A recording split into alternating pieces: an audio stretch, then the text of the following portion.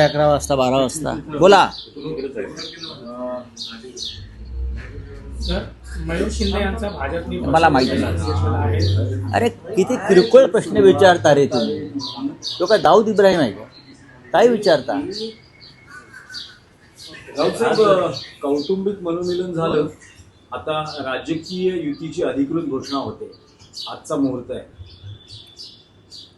माननीय शिवसेना पक्षप्रमुख उद्धव ठाकरे आणि महाराष्ट्र नवनिर्माण सेनेचे अध्यक्ष राज ठाकरे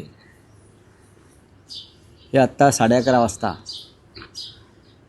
शिवतीर्थावर एकत्रित येतील. शिवसेना प्रमुखांचे आशीर्वाद घेऊन त्यांना मानवंदना देऊन महाराष्ट्रातल्या एका ऐतिहासिक पर्वाची ते सुरुवात करतील. आजचा दिवस अत्यंत महत्त्वाचा आहे. त्यानंतर 12 वाजता पत्रकार परिषदेमध्ये राजकीय युतीची घोषणा होईल. आजचा दिवस महाराष्ट्रासाठी, मराठी माणसासाठी अत्यंत मंगलमय आहे, प्रेरणादायी आहे. मला तर त्या दिवसाची आठवण येते आज, ज्या दिवशी संयुक्त महाराष्ट्राचा मंगल कलश महाराष्ट्रात आला आणि मराठी माणसानं आनंद उत्सव साजरा केला. अशा प्रकारचा मराठी ऐक्याचा मंगल कलश आज माननीय उद्धव ठाकरे आणि माननीय राज ठाकरे यांनी महाराष्ट्राला अर्पण केला, असं चित्र आज संपूर्ण मला राज्यामध्ये दिसतं. कोण काय बोलतात भडभुंजे त्याच्याकडे लक्ष द्यायची गरज नाही. हे सगळे लाचार दिल्लीचे बूटचाटे लोक आहेत. त्या दिल्लीच्या बूटचाट्यांनी त्यांचं राजकारण करावं, त्यांनी मार्गदर्शन करण्याचा प्रयत्न करू नये. त्यांच्या पोटामध्ये जो भीतीचा गोळा आलेला आहे 2 ठाकरे बंधूंच्या एकत्र येण्यामुळे, तो भीतीचा गोळा त्यांच्या तोंडातून बाहेर पडतो आहे, जिभेतून बाहेर पडतो आहे. मराठी माणूस एक आहे आणि एक राहील, आणि त्यांचं नेतृत्व मराठी माणसाचं म्हणून उद्धवजी आणि राज्य करतील. आज त्या संदर्भात अधिकृत घोषणा होईल. मुंबईसह ठाणे, कल्याण, डोंबिवली, मीरा भाईंदर, नवी मुंबई, नाशिक, पुणे या महानगरपालिका तर आहेतच. इथे आमची जागा वाटपासंदर्भातली चर्चा संपलेली आहे. याशिवाय इतर महानगरपालिका जिथे जिथे शक्य आहे तिथेही आम्ही एकत्र महानगरपालिका लढण्यासंदर्भात काम करतो आहोत. राऊत साहेब, तुम्ही म्हणालात की मराठी माणसासाठी ठाकरे बंधू एकत्र आले आहेत, पण या निवडणुकांच्या संग्रामात तुमच्या समोर लढणारेही मराठीच आहेत आणि त्यांना मतदान करणारे मराठीच असतील. बघा, हा एक महाराष्ट्राला मिळालेला शाप आहे. छत्रपती शिवाजी महाराजांच्या काळापासून मराठी माणसानंच स्वराज्याला विरोध केला. शिवाजी महाराजांनी ज्या 225 लढाया लढल्या असं शिवसेना प्रमुख आम्हाला नेहमी सांगायचे. त्यातल्या किमान 200 लढाया स्वकीयांविरुद्ध ते लढले आणि तरी त्यांनी स्वराज्याचं तोरण बांधलं. माननीय बाळासाहेब ठाकरे यांना सगळ्यात जास्त विरोध मराठी लोकांनीच काही केला, तरीही त्यांच्यावर मात करून माननीय बाळासाहेबांनी शिवसेना निर्माण केली आणि राजकारणामध्ये यशस्वी केली. हे प्रत्येक राज्यामध्ये होत असतं. आपलेच लोक आपल्या विरुद्ध उभे राहतात. त्यांना स्वाभिमान नको आहे. मी बोललो ना, जे दिल्लीचे बूटचाटे आहेत, मग त्या बूटचाट्याने परवा बूट पोलिसवाल्यांचा एक मेळावा पण घेतला होता. ते प्रॅक्टिस करतायत चांगल्या प्रकारे दिल्लीचे बूट कसे पुसता येतील किंवा बूट कसे चाटता येतील, त्यांची रंगीत तालीम सुरू आहे. पण महाराष्ट्रातला तळागाळातला मराठी माणूस जो आहे, मध्यमवर्गीय मराठी माणूस जो आहे, हा ठामपणे या शिवसेना आणि महाराष्ट्र नवनिर्माण सेनेच्या युतीच्या मागे उभा राहील, याच्याविषयी आमच्या मनात शंका नाही. आज शरद पवार या युतीच्या व्यासपीठावर असणार आहेत का? NCP या युतीत असणार आहे का? काल त्या संदर्भात कालच शरद पवार गटाचे मुंबईतले सगळे पदाधिकारी हे वर्षा गायकवाडांना भेटायला गेले होते आणि साधारणतः तुम्ही जेवढ्या जागा देत आहात तेवढ्यावर ते समाधान नाही आहेत. त्यामुळे नाही बघा की एकत्र येत आहेत. बघा, राष्ट्रवादी काँग्रेस पक्षच काय, काँग्रेस पक्षाने आमच्याबरोबर असावा अशी आमची भूमिका आहे. आमची भूमिका आहे की भारतीय जनता पक्षाचा पराभव करूया.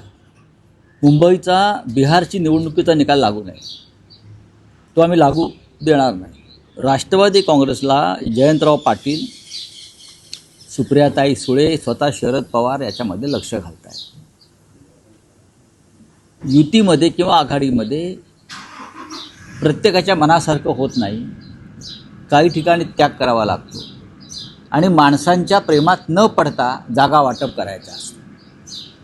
आपण माणसांच्या प्रेमात पडलो तर जागा वाटप हे अडचणीचं ठरतं.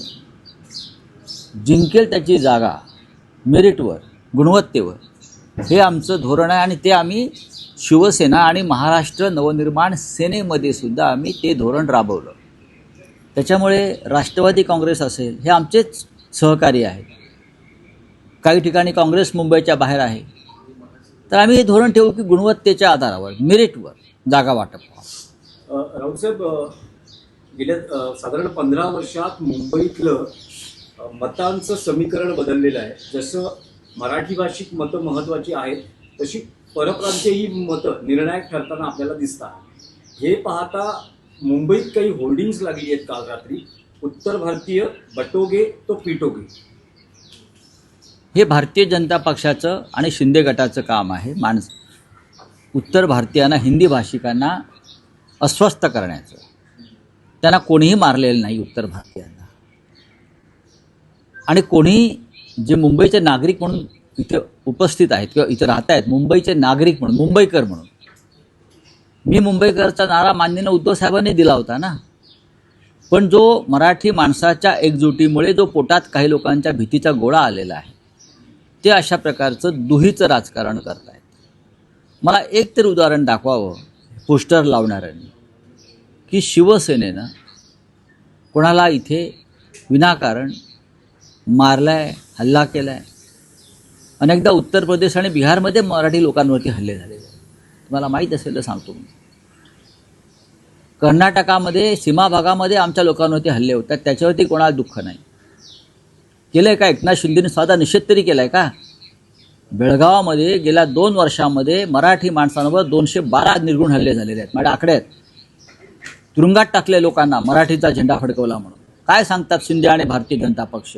एकदा तरी निषेध केला आहे का मुख्यमंत्र्यांनी किंवा उपमुख्यमंत्र्यांनी की बेळगावामध्ये, सीमा भागामध्ये मराठी माणसांवरती जो अन्याय अत्याचार होतोय, त्यांना मराठी जगायचं आहे, मराठी म्हणून, मराठी भाषा त्यांना हवी आहे म्हणून हे हल्ले होत आहेत. आणि इथे उत्तर भारतीयांना पिटोगे काय बटेगे तो पिटोगे चाललेलं आहे. हां, आधी लोकसभा आणि विधानसभेत बटेगे तो कटेगे होतं. आता त्यांचे वेगळे वेगळे प्रकार सुरू आहेत, ही नाटकं. काँग्रेस आणि राष्ट्रवादी जे आपल्या महाविकास आघाडीतले आपले घटक पक्ष आहेत, तर चर्चा देखील त्यांची अंतिम टप्प्यात आहे. काँग्रेस आणि राष्ट्रवादी जर एकत्र लढले तर त्याचा मनसे आणि शिवसेनेच्या नाही, काही होणार, परिणाम किती होईल? मराठी माणसावरती काही परिणाम होणार नाही. मला पूर्ण खात्री आहे की राष्ट्रवादी काँग्रेसबरोबरच्या आमच्या चर्चा यशस्वी होतील. मला पूर्ण खात्री. NCP बरोबर म्हणजे माननीय शरद पवार साहेबांच्या राष्ट्रवादी काँग्रेसबरोबर आमची चर्चा संपलेली नाही. कालपर्यंत सुरू होती, थोडं मागे पुढे होईल, पण आम्ही मार्ग काढू. राऊतसाहेब, तोच मुद्द्याचा भाग आहे. तुम्ही म्हणतात की शिवसेनेनं कधी परप्रांतीयांना मारहाण केली नाही, पण आज तुमच्याबरोबर महाराष्ट्र नवनिर्माण सेना आणि गेल्या काही काळात बघितलं तर अशी अनेक उदाहरणं आलेली आहेत की ज्यात परप्रांतीयांना मारहाण झालेली आहे. मराठी तुम्हाला अस्मिता या मुद्द्यावर. नाही, आता एक सांगतो की परवा भाजपचे आमदार कोण पराग शहा यांनी मराठी रिक्षावाल्याला मुंबईत मारलं, हे तुम्हाला दिसत नाही का? एका मराठी रिक्षावाल्याला भर रस्त्यावर मुंबईत मारून दादागिरी केली. का? कारण काही असतील, पण मराठी माणसावरती भारतीय जनता पक्षाच्या आमदारांना हात उचलला. ह्याच्यावर तुम्ही प्रश्न का विचारत नाही? हां, ह्याच्यावरती प्रश्न विचारा. तुम्ही मराठी आहात ना सगळे? तुमच्या हृदयाला का टोचत नाही की एका मराठी गरीब रिक्षावाल्यावर चुकला असेल तू म्हणून भर रस्त्यात हा असं मारण्याचा अधिकार भाजपच्या आमदारांना कोणी दिलं? ही भाजपचं ही भूमिका आणि धोरण आहे का की गरीब मराठी माणसाला रस्त्यावर मारायचं? ह्याच्यावर बोला.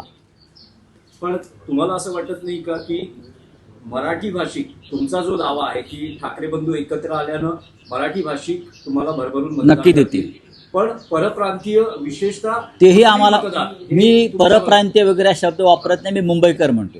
जे मतदार आहेत, ज्यांना शिवसेनेनं गेल्या 50-55 वर्षामध्ये अनेक सोयी सुविधा दिल्यात, त्यांचं रक्षण केलं. भारतीय जनता पक्ष हे 1992 साली बरं का शेपूट घालून बसलं होतं आतमध्ये, तेव्हा आमची पोरं तलवारी आणि बंदूक आणि बॉम्ब घेऊन बाहेर पडले होते रक्षणासाठी. मी आता तोंडावर सांगतो. कुठे होते भाजपवाले? आता मोठे हिंदुत्वाचे रक्षक म्हणून मिरवत आहेत. हां, हे हिंदुत्वाचे भक्षक आहेत सगळे आणि मराठी माणसाचे भक्षक आहेत या महाराष्ट्रामध्ये. आम्हाला सांगू नका.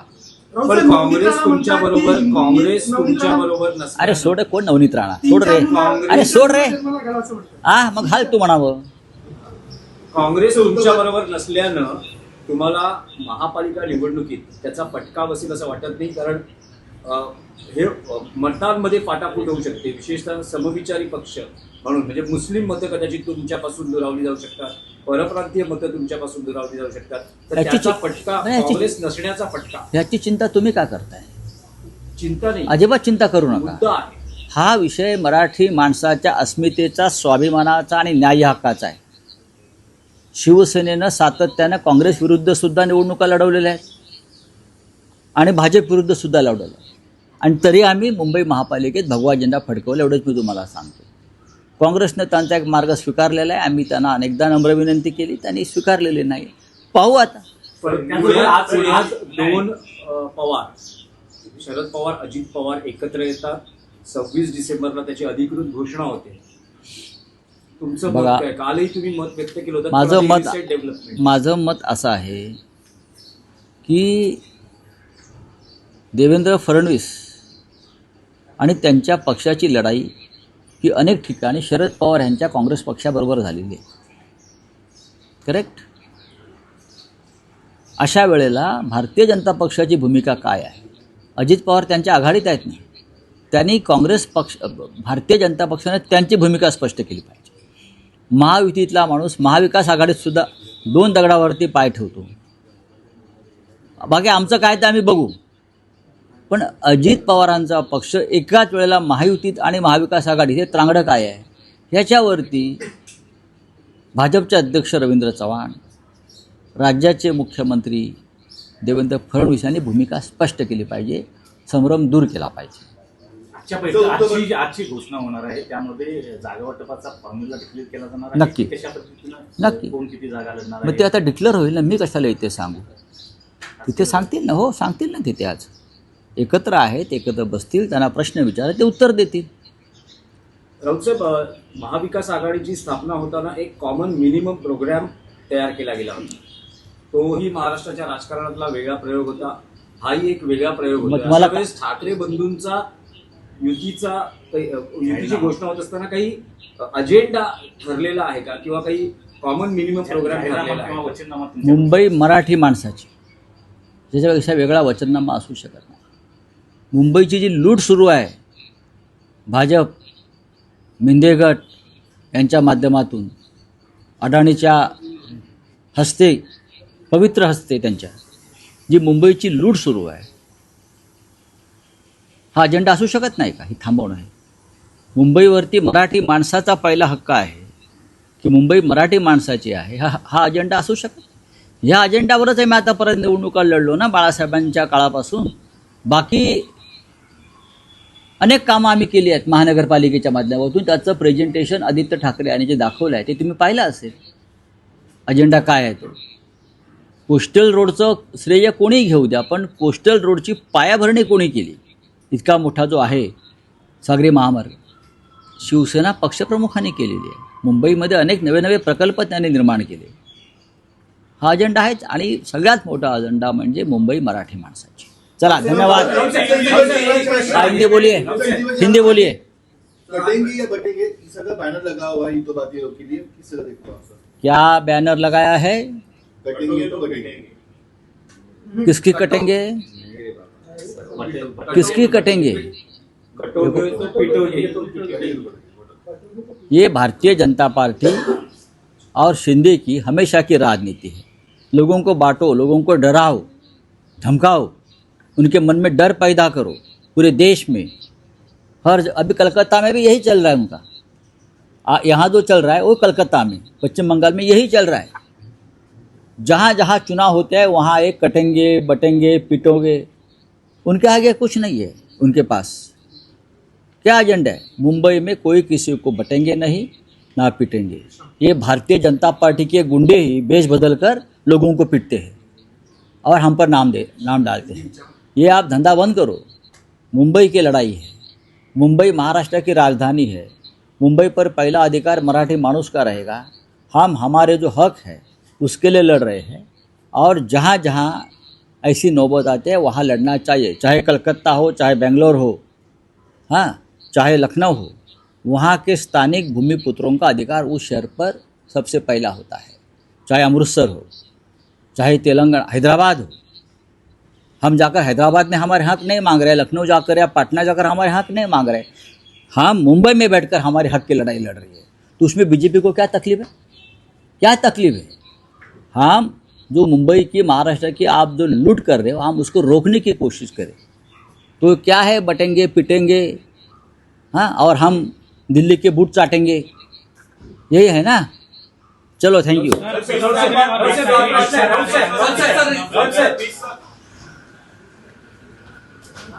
थांब.